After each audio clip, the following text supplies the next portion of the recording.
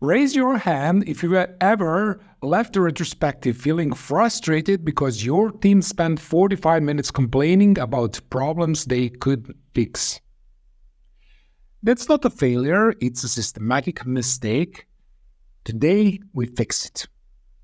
80% of your improvement energy must go to Quadrant 1. Why? Because it's the only quadrant where your team can act today without permission, resources, or bureaucracy. And if that feels too focused, good, because it should.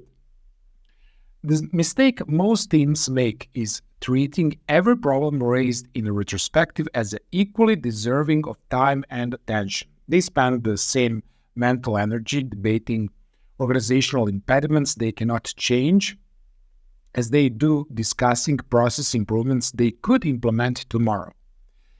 And that's how retrospectives turn into therapy sessions instead of improvement systems. So let's define Quadrant 1 precisely, because it's very important. An action belongs in Quadrant 1 if it meets 3 criteria simultaneously. First, it's within the team's direct control to implement. No approvals needed, no waiting for another team, no budgetary requests.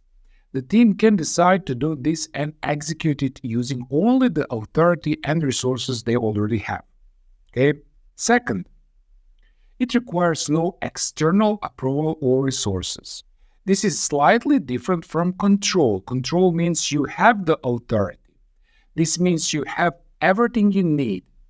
If implementing the improvement requires procurement, hiring, architectural review, or leadership sign-off, it's not Quadrant 1, even if the team controls the idea. Third, it delivers meaningful improvement to team effectiveness. This is the impact filter. We are not interested in busy work or cosmetic changes.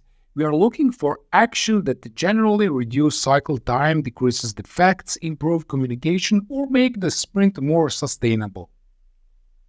All 3 criteria must be true. If even one fails, the action belongs in a different quadrant. Now let me be very clear about what high impact means. An improvement that measurably affects flow, quality, or sustainability within 1 to 2 sprints. Not theoretical improvements, not nice to haves. Changes that produce observable results quickly. Now, here's why this quadrant gets 80% of focus. Because these are the only improvements your team can implement without organizational friction. They are the changes you can make next sprint without asking anyone's permission, without waiting for resources, without navigating bureaucracy. And when teams actually complete improvements, 2 things happen psychologically. First, they build efficacy. They prove to themselves their retrospective produce change, not just discussion. That's what reverses retro fatigue. Second, they earn credibility.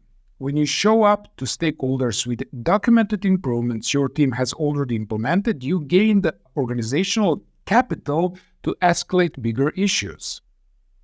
You're no longer the team that complains. You are the team that fixes what they can and escalates what they can't. That's why Quadrant 1 gets priority. Now let me give you a single, maybe most valuable filtering question in this entire course. When your team is debating whether something belongs in Quadrant 1, ask this. What can we do without asking permission or needing additional resources? I call this a 15% solution question, borrowed from liberating structure methodology. It forces teams to find the slice of the problem they can actually solve right now, even if it's only 15% of the total issue. Now let me show you how this works with the real examples. First, let's see technical domain. Your team identifies that code reviews are inconsistent and slow. The full solution might require dedicated review time, architectural guidelines, training, and so on. But the 15% solution your team can implement tomorrow, add automated listing to your pull request template and update the team checklist with 3 mandatory review criteria.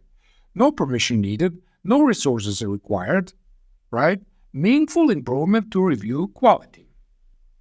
Now, let's check process domain. Your team raises that sprint planning takes too long and produces vague commitments. The organizational solution might involve, changing how product requirements flow into the team. But what can you control? Establish a definition of ready that you reinforce before planning starts, and creating acceptance criteria templates that developers use when refining stories. Team decision, immediate implementation. And finally, let's check a communication domain. Your team identifies that daily stand-ups have become status reports for the Scrum Master instead of the coordination. 15% solution: change the daily Scrum format to focus on blockers and collaboration needs, and rotate facilitation among developers. You don't need organizational approval to change how you run your own ceremony, right? See the pattern? Each example takes a legitimate problem and asks, what part of this can we fix with only our authority and existing resources? That's how you surface true Quadrant 1 items. Okay?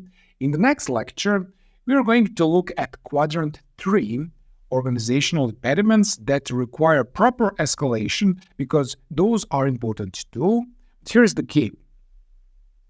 Quadrant 1 improvements get executed immediately inside the sprint, and Quadrant 3 impediments gets escalated formally outside the retrospective loop.